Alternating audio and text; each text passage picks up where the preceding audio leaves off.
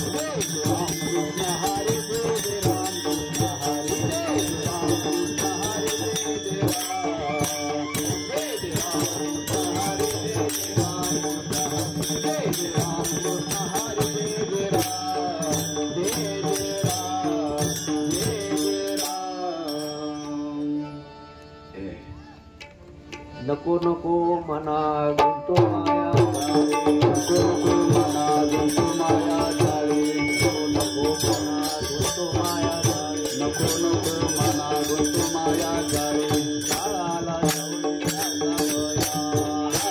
जवळी ग्रासावया ताळाला जवळी ग्रासावया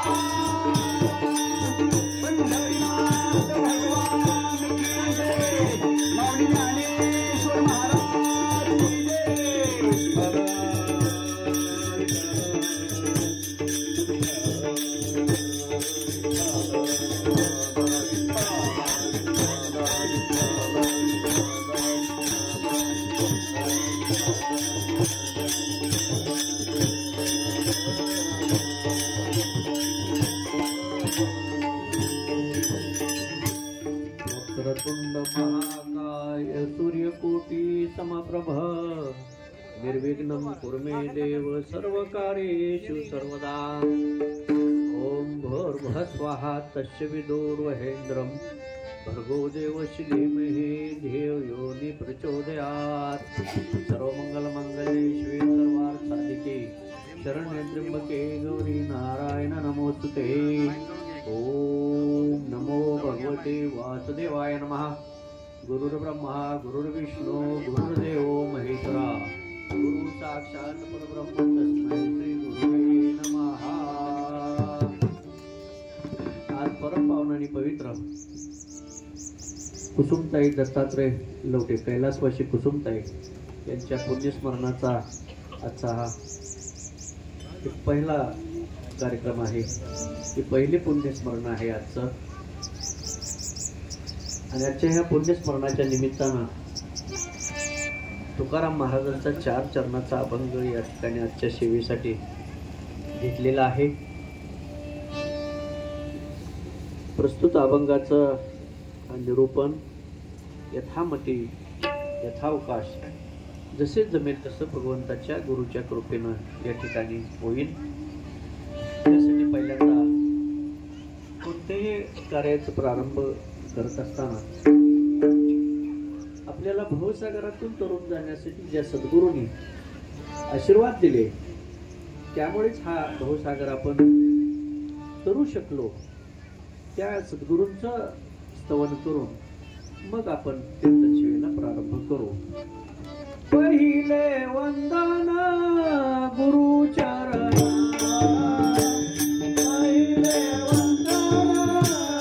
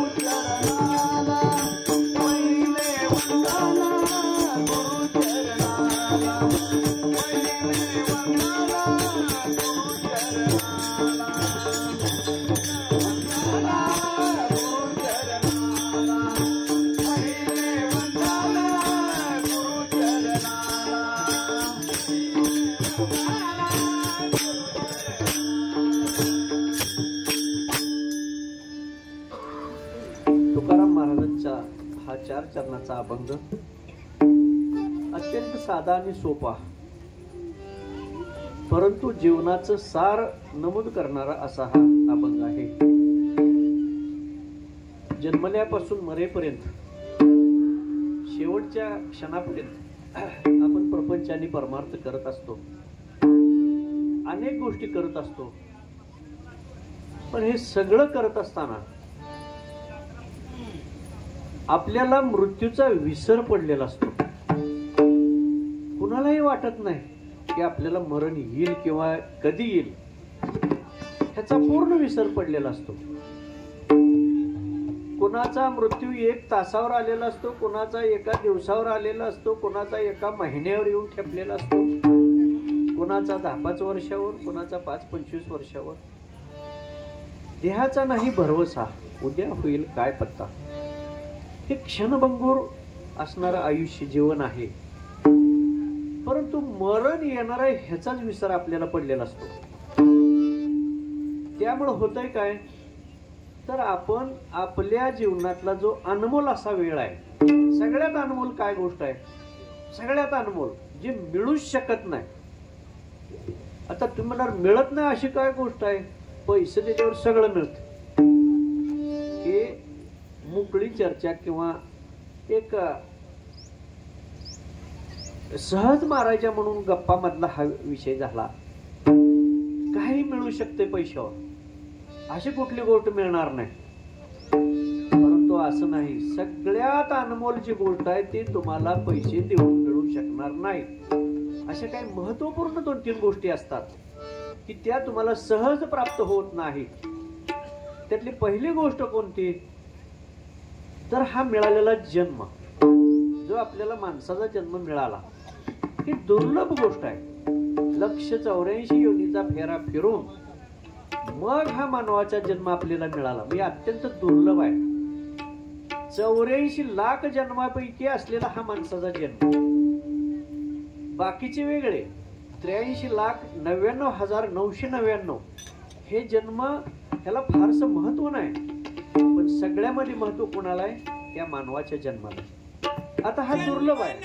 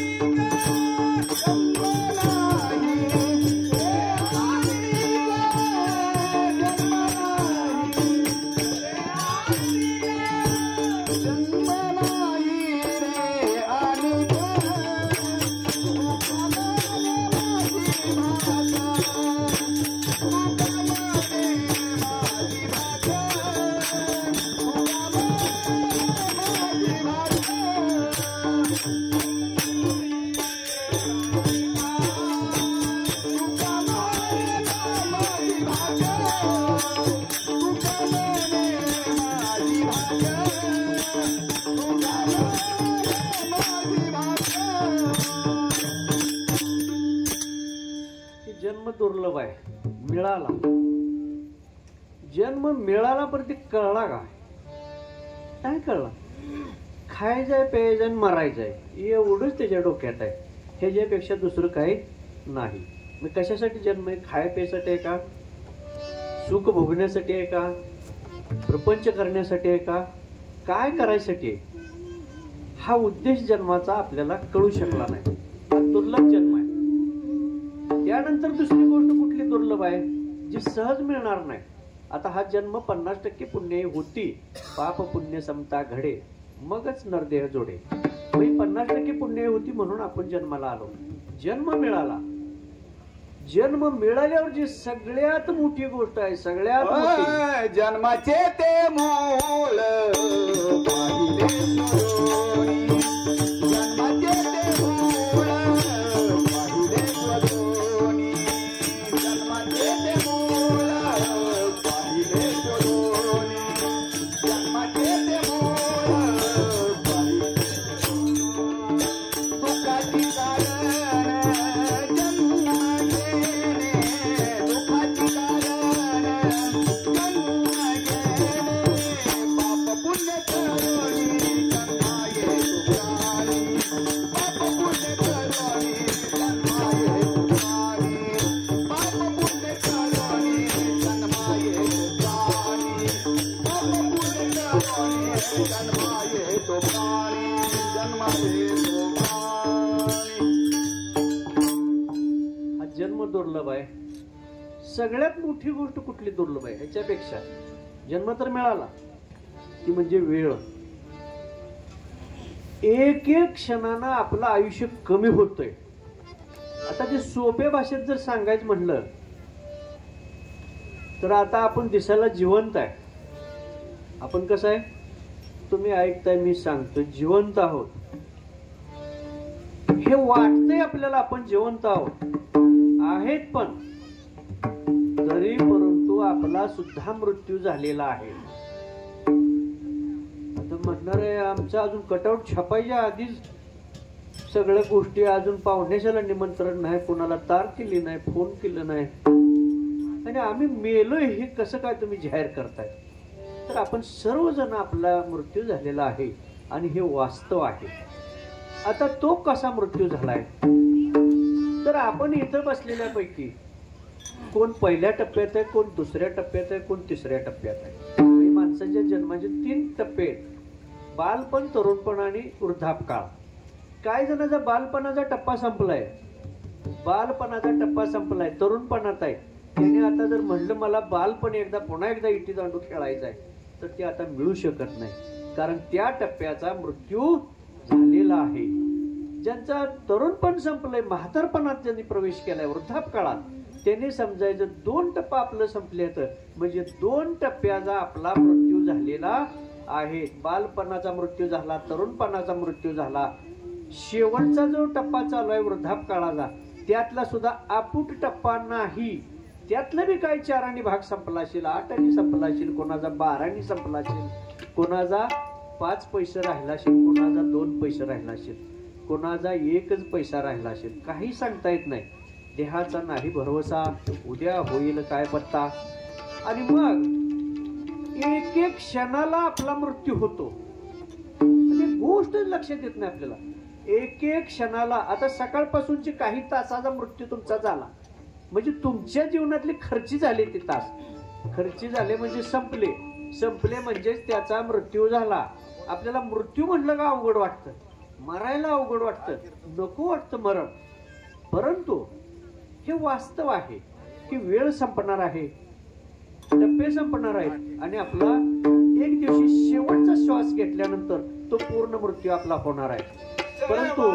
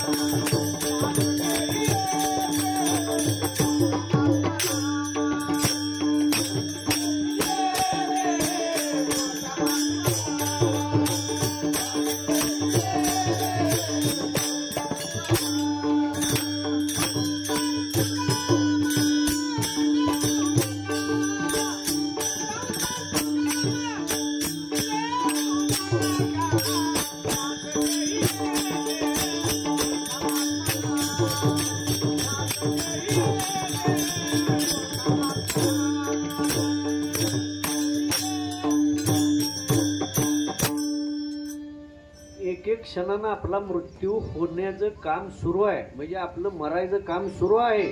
फक्त शेवटचा श्वास ज्या दिवशी घेतला जाईल त्यावेळेला पूर्ण मृत्यू आपला झालेला असेल, परंतु आपला मृत्यू हा क्षणाक्षणानं सुरू आहे.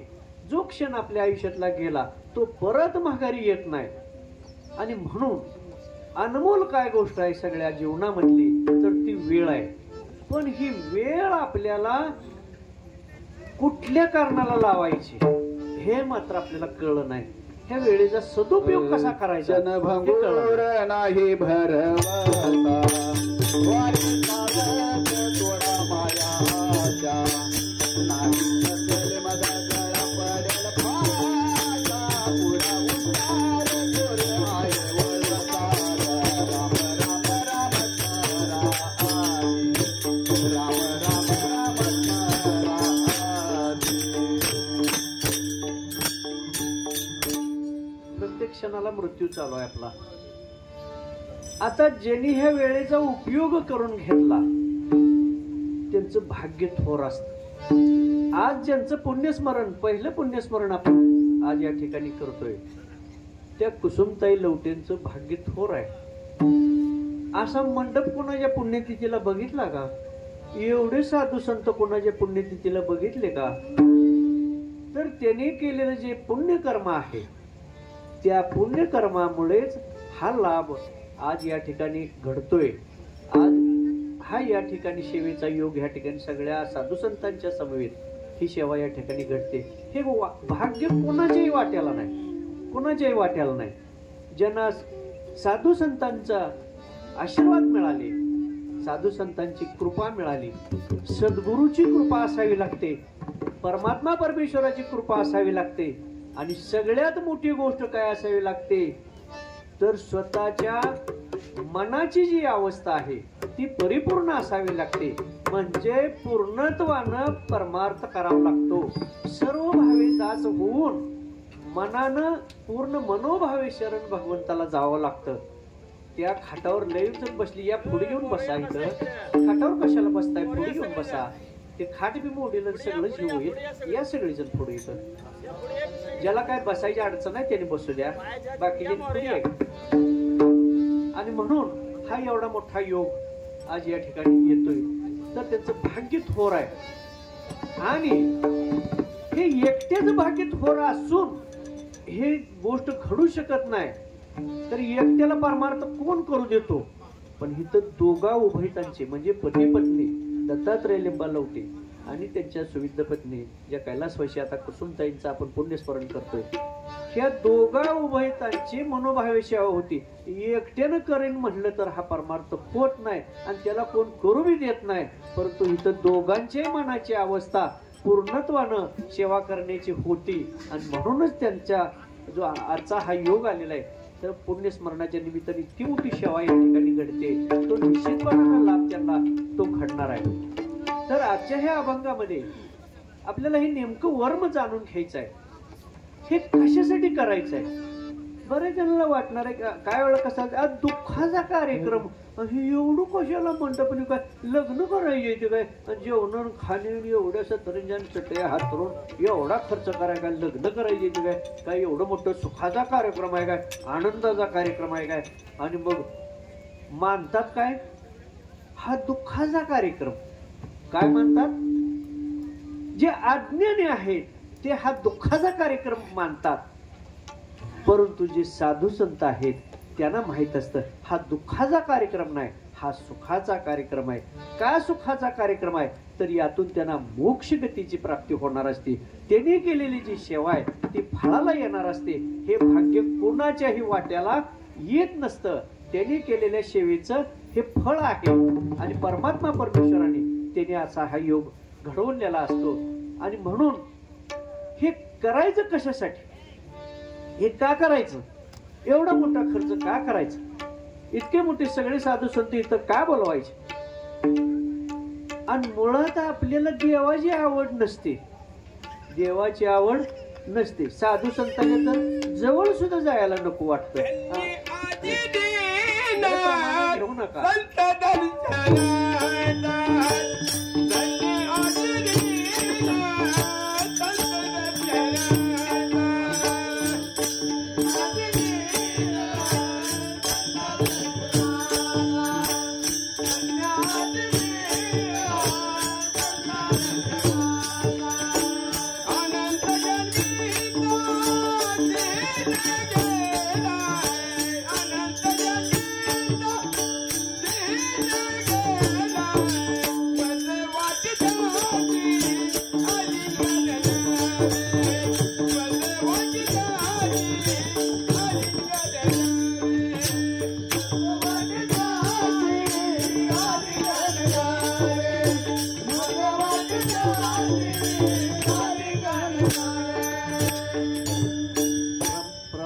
जास्त म्हणू नका, मला सांगायला वेळ कमी पडतोय. नाही तांबडं माळूस तर चालेल बाळांनो, लय प्रमाण म्हणू नका. आवश्यकतेप्रमाणे मी म्हणेन.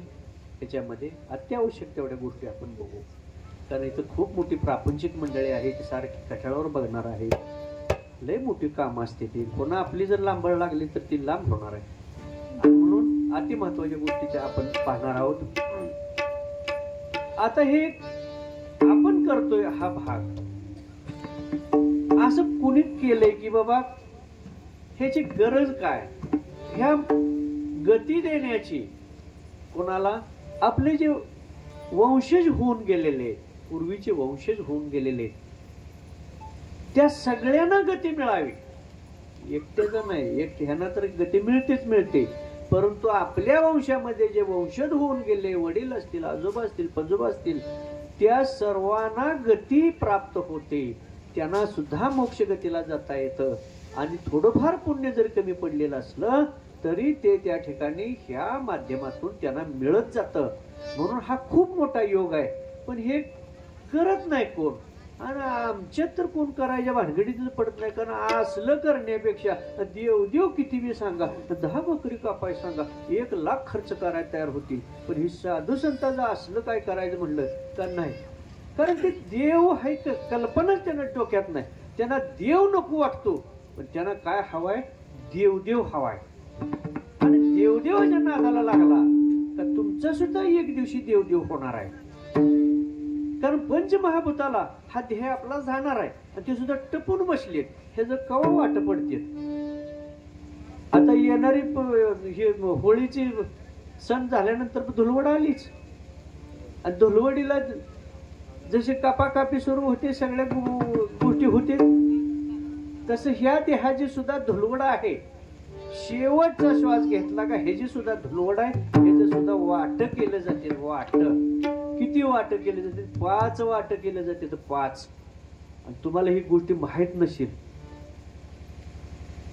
आता खाणाराला ह्या गोष्टी माहिती, बरं का, आम्हाला जास्त यातली माहिती नाही. त्या जी विशिष्ट काय अवयव असते ते खायला, म्हणजे मला हे असलं तर मी खायला, मला दुसरं नको असं म्हणणारी काय काही नाही. त्यात सुद्धा प्रकार खाण्यात. तसं त्या माणसाच्या जशा प्रवृत्ती त्या, मला अमुका भाग पाहिजे मला खायला, तसं ती 5 वाट गाठल्यानंतर सुद्धा त्याची पंचमहाभूत आहे, पृथ्वी वायू आप तेज आकाश, त्यांची भांडणं लागते. ते म्हणते ते मला ही पाहिजे बरं का, ते तुला मी देणार नाही. ते म्हणते मला ही पाहिजे बरं का भाग, मी दुसऱ्याला देणार नाही. त्यांची भांडणं लागते ती कशासाठी? त्यांचा वाटा मिळवायसाठी. ते म्हणते मला ही पाहिजे. आणि मग आपली काय अवस्था होते. आणि मग देवदेव करत बसू नका. देव काय आहे, शरण कुणाला जायचं, काही विचार नाही. विचार नाही, आचार नाही, साधूंची संगत नाही, कानावर कधी भजन कीर्तन नाही, काही नाही, काहीच नाही. मग आला तसंच येणार. जन्माला आलाय, जाणार आहे, राहणार आहे का? नाही राहणार. पुढं काय आहे? पुढं काय? गेल्यानंतर पुढं काय? ज्यांनी पुण्य पदरात मिळवलं त्यांना अडचण नाही. आता ही तुम्ही आम्ही जाणार आहे कुठं? कुठं जाणार आहे? पहिल्यांदा प्रवास आहे तो यमपुरीकडे आहे. सर्वांचा, बरं का, सर्वांचा. यमपुरीकडे सर्वांचा. कोणाचा? चांगल्याचा बी वाईटाचा बी प्रवास. कोणाकोणाचा? सज्जनांचा, दुर्जनांचा, पापीजनांचा, पुण्यवानांचा, सगळ्यांचा प्रवास यमपुरीला. ते यमाचे दूत येतात, घेऊन जातात. आता जाताना मात्र फरक एवढा आहे, तिथं 2 मार्ग आहेत. जाताना जीव गेल्यानंतर 2 मार्ग आहेत. एक चांगला सोपा सुकर असा एक मार्ग आहे, आणि दुसरा अवघड असा एक मार्ग आहे. जसा डांबरी रस्त्याचा एक मार्ग आणि काठ्याकुट्यातला एक मार्ग. 2 मार्ग फुटतात यमपुरीला. ज्यांनी पुण्य केलेले, आयुष्यभरामध्ये सेवा केलेले, भक्ती केलेले, जे देवाच्या नादाला लागली नाही, ती देवाच्या नादाला लागली आणि त्यांना सोप्या रस्त्याने ते यमदूत घेऊन जातात. सोप्या रस्त्याने त्यांना अडचण नाही, चांगले रस्ते आहेत त्यांना. आणि ज्यांनी आयुष्यभरामध्ये कधी सत्संग केला नाही, कधी सेवा नाही, कधी भक्ती नाही, नामस्मरण नाही, उपासना नाही, कधी पंढरीची वारी नाही, कधी सुद्धा देवाऱ्यावरच्या फोटोची पूजा नाही, आरती नाही, ध्यान नाही, 2 वव्या कधी ज्ञानेश्वरीच्या वाचल्या नाहीत. एवढंच नव्हे, 2 घास मुखात कोणाच्या घातले नाही, म्हणजे अन्नदान केलं नाही, कोणाला घोटभर चहा सुद्धा पाजला नाही. अशा लोकांना दुसरा रस्ता आहे. पापी जनांना, कोणी क्रूर कर्म केलेलं आहे, वाईट अन्याय केलेला आहे, दुसऱ्यावरती अनेक पाप केलेले, त्यांना मात्र मार्ग कसा आहे दुसरा. तो मार्ग अतिशय खडतर, अतिशय खडतर. आता हे मार्ग कुठं आहेत? पृथ्वीच्या खाली आहेत. यमपुरीचा मार्ग कुठं आहे? पृथ्वीच्या खाली आहे. 7 योजन खाली आहे पृथ्वीच्या. आणि किती प्रकारचे नरक आहेत म्हणा ना. जसे तुरुंग असतात ना, हा लहान तुरुंग आहे, हा मोठा तुरुंग आहे. आपल्या तालुक्याला तुरुंग आहे, बारका तुरुंग आहे, जिल्ह्याला मोठा झाला. आणि येरवडा जेल मोठं, तिथं मोठं अपराधी तिथं असणार. असे मोठे तुरुंग ते वेगळे. जशी शिक्षा तसा तुरुंगवास. आणि हा तुरुंगवास आपला सुद्धा चालू होतो. ज्यांचं पुण्य नाही त्यांना त्या अवघड रस्त्याने घेऊन जातात. तो रस्ता कसला असतो? नुसत्या काट्या कुट्याचा नाही, सगळे अग्नीच्या ज्वाळा, सगळे विस्तव पडलेले. आणि जाताना सुद्धा त्यांना त्या विस्तवातून नेलं जातं. आणि यमपुरीला नेऊस तर त्यांना काय काय शिक्षा दिली जाते? ज्यांनी ज्यांनी पाप केलं त्यांना काय शिक्षा दिली जाते? कोणाला उकडत्या कडेच्या तेलातून काढलं जाते, कोणाला असे खेळे ठोकून मारले जाते. किती मोठं, त्याच्या शरीराला किती जखमा होतील, त्याला काय वेदना होतील. अन्न नाही, पाणी नाही, असं लचकत तुटून मनानं पडायला लागलेले असते, रक्तबंबाळ झालेले असते, ओरडायला लागलेले असते, जीव आम्हाला सोडवा, आम्हाला सोडवा. कोण सोडवायला येणार? त्याच वर्णन ह्या अभंगामध्ये आपल्या आजच्या. हे खोट्या मायाजाळात आपण जे अडकतो, अडकला का तिथले जे यातना आहेत यमपुरीच्या, ते आपल्याला सोसत नाहीत त्या जीवाला. पण सुटका कोण करणार? तिथं सोडवणार कोण? सोडवू शकत नाही. पण ज्यांना साधू संतांची संगत मिळाली त्यांना सोप्या मार्गाने आहे. आणि तिथं गेल्यानंतर मग जो हिशोब झाल्यानंतर मग पुढील प्रवासासाठी ज्यांचं पुण्य होतं त्यांना पुन्हा माणसाच्या जन्मासाठी पाठवलं जातं. आणि ज्यांना पाप कर्म आहे, पाप काही एका प्रकारचं नाही, जसं पाप तशी शिक्षा. किती प्रकारचे नरक भोग आहेत? किती? एकच नरक भोग नाही, एकच नरक कुंड असं नाही, 140 प्रकारचे नरक आहे. बघा, 140 प्रकारचे. कोणाला अशा पाण्याच्या विहिरी आहेत ना, तशा पोवाच्या विहिरी असतात, त्या पोवाच्या विहिरीत बुडवून काढते, कोणाला चिखलातनं बुडवून काढते, कोणाला अग्नीतनं बाहेर काढते, चटके देते त्याला बाणाने. लांब कशाला? आपण खिळे घेऊन भिंतीवरती ठोकतो फोटो वगैरे अडकावायसाठी, तसे असे खेळ ठोकते ती. नाकातनं ठोकते ती, डोळ्यातनं ठोकते ती, अंगावर कुठेही खेळ ठोकते ती. आत्यंतिक वेदना जीवाला दिल्या जातात. त्याच्या प्रायश्चित्त जे हे मोठ्या अपराधाचं आहे, खूप मोठं त्याला शिक्षा यमपुरीत त्या ठिकाणी दिली जाते. कशामुळं? पुण्यकर्म केलेलं नाही त्यामुळं. आणि मग तिथं साधू संत जन्माला आले, सांगून सांगून निघून गेले, पण आम्ही ऐकलं का? नाही. का? आम्हाला ते ऐकू वाटत नाही. माळ घाल म्हणलं का 10 फुटाच्या अंतराने पळतोय. जा बाबा, आम्हाला काय करायचंय? जो असे आपल्या हिता जागता, धन्य माता पिता तयाची आहे. आणि स्वतःचा उद्धार नाही, सगळ्या कुळाचा उद्धार होतोय. आणि मग आपण आलोय कशासाठी हेच काय कळत नाही. आपण कशासाठी आलोय? तसे साधू संत कशासाठी आले ते सुद्धा ठरलंय. आपण कशासाठी आलोय ते सुद्धा ठरलेलं आहे. आम्ही वैकुंठवासी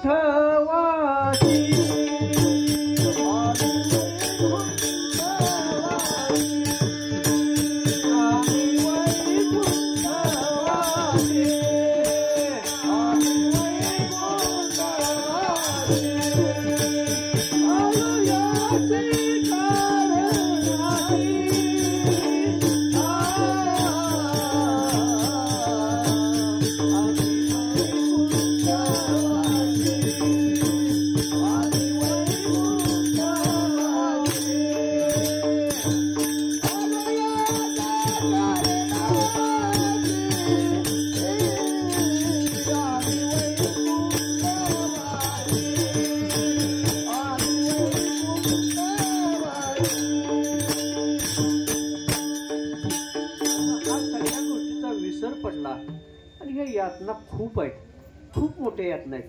जसं पाप तशी ह्या शिक्षा ठरलेल्या आहेत आणि तिथं सोडवायला कोणीही येत नाही. बरं येताना एकटा आला, येताना कोण गोतोळा संघ घेऊन आला का? नाही. जाताना काय कोण गोतोळा संघ घेऊन गेला का? नाही जात. येताना एकटा आलाय, जाताना एकटाच जाणार आहे. आता मध्ये काय आहे? हा मध्ये काय आहे? हा मध्ये आहे तो मायेचा बाजार. सगळे बाजार तुम्ही बघितले, पिशव्या घेऊन जातात ना बाजार. कुठे बाजारला? बाजार कशा कशाचा? कापडाचा बाजार आहे, धान्याचा बाजार आहे, भाजीपाल्याचा आहे, मिठाईचा आहे, सगळं बाजार भरलाय. त्याला पाहिजे ती त्या पिशवीत घेतय. इथं कशाचा बाजार आहे? नामाचा बाजार आहे. हा सुद्धा बाजार आहे, हा नामाचा बाजार आहे. तसा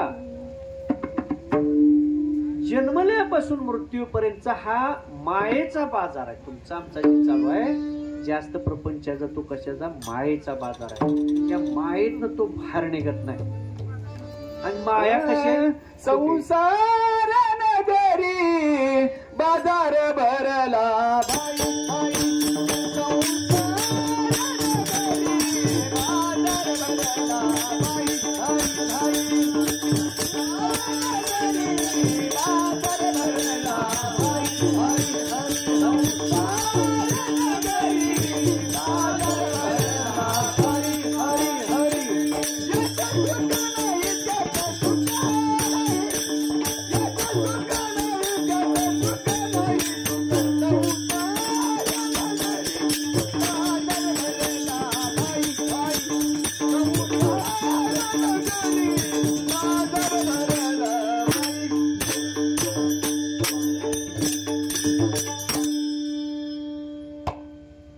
परीक्षित राजानं त्याच्या हातून पाप घडलं होतं. ऋषी ध्यानस्थ बसलेले होते, शमीक ऋषी नामस्मरण करत बसलेले होते. आणि तो राजा जंगलामध्ये फिरायला असताना त्याला तहान लागली. कुठंच काय पाणी मिळेना आणि तो ऋषीच्या झोपडीकडे गेला. तिथं पाणी प्यायसाठी गेला आणि मग तिथे एक साप असा मरून पडलेला होता. पाणी वगैरे प्यायला सगळं झाले, कोणच नाही तिथं. पण जाता जाता ती साप घेतला त्यानं बाणानं, असा बाणाच्या टोकावर, आणि त्या ऋषीच्या गळ्यात अडकावला. आता काय काम आहे का? म्हणजे जाणती माणसं सुद्धा विनाकारण एखादी गोष्टीची अशी थट्टा करतात किंवा गरज नसताना एखादी कुरघोडी करायचा प्रयत्न करतात. आता ते बुवा त्याचं नामस्मरण तो ऋषी करत बसलाय का? त्याचा त्रास आहे का? नाही. पण ह्यानं म्हणजे गंमत म्हणून काय काय गोष्टी केल्या जातात. नाग मेलेला साप तो गळ्यात अडकावला ऋषीच्या आणि गेला निघून. आणि पुन्हा ऋषींचा मुलगा तिथं आला, बघितलं तर आपल्या वडिलांच्या गळ्यात साप अडकावलेला आहे. कोणी अडकावला? कशासाठी अडकावला? आणि मुलाला दुःख वाटलं की आपल्या वडिलांनी काय चूक केलेली नसताना इतकं देव माणूस माझा वडील, आणि कुणी अशी गोष्ट करावी. त्याला कळलं त्या राजानं अशी गोष्ट केलेली, हा साप अडकावून गळ्यात गेलेला आहे. शुद्ध बीजा पोटी फळे रसाळ गोमती. हे नाती कशीच म्हण नाती, हे नात्याचा अर्थच काय कळला नाही. कशाचे असतात नाती? काय नुसती नावं लावायला, उतार्यावर हजेरीवर नावं लावायला, थोडं बाज नाव लावा, आईचं नाव लावा. हे नाती नुसते ह्याच्यासाठी आहेत का? अरे त्या नात्याचं काय वैभव आहे त्याचा कधी विचार केला का? नाही. इथं बापाच्या गळ्यात साप अडकवलेला बघितलं का? त्या ऋषीच्या मुलाला तळपायाची आग मस्तकाला गेली. आणि असं कृत्य कुणी केलंय? राजाने केले. कुणीही करू दे म्हणला.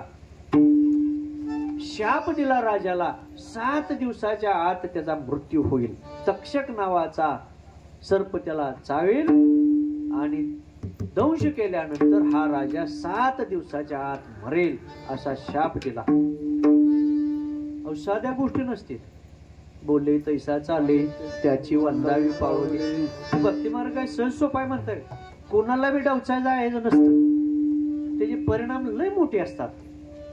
बरी नव्हे थटा, बरी नव्हे थटा, भल्या भल्याशी लावेला बटा. हे सहज केलं कृत्य, पण आता निस्तरायला अवघड आहे ना. शाप दिला ऋषीच्या मुलाने, 7 दिवसाच्या आत मरेल म्हणला, मृत्यू होईल राजाचा.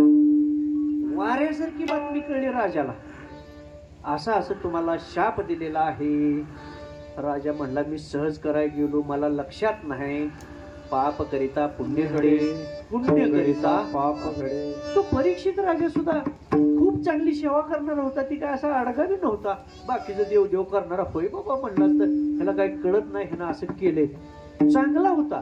पण चांगली माणसं सुद्धा काय काय वेळेला बुद्धी भ्रष्ट होतात, त्यांची मती बंद पडते आणि त्यातून हे कृत्य घडतं. पश्चाताप व्हायला लागला. आता आपण 7 दिवसात मरणार आहे ह्याची त्याला जाणीव झाली.